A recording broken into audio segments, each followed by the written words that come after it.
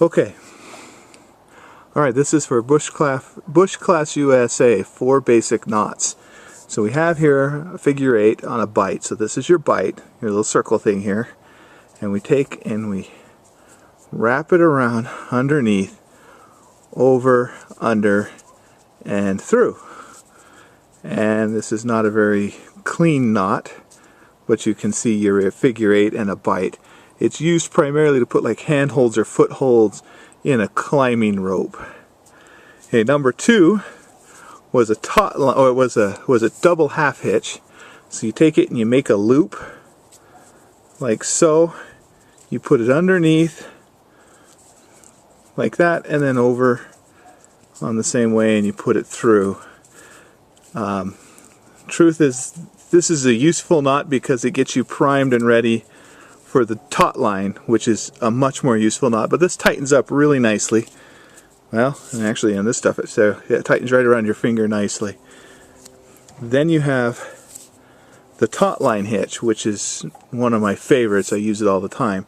Once again, you get your loop, and it's just like the 2 half hitch, double half hitch as I've called it, except you go twice underneath and then once on top and through, and tighten that up nice and tight. And the nice thing about this is that it gets taut. That's why they use it a Tautline. You use it primarily to hold up tents on tent pegs or whenever you want to make a clothesline or something. Now the next one is the sheet bend.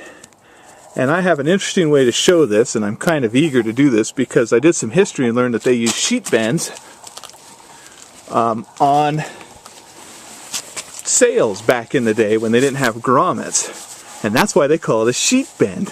So you take your sheet here, you fold it in half, and you get there, and then you take this up around the whole thing, back through, and then you just tighten her up. And it doesn't always look like your sheet bend on the thing, because once you start pulling on this, like I am here, you can see it holds.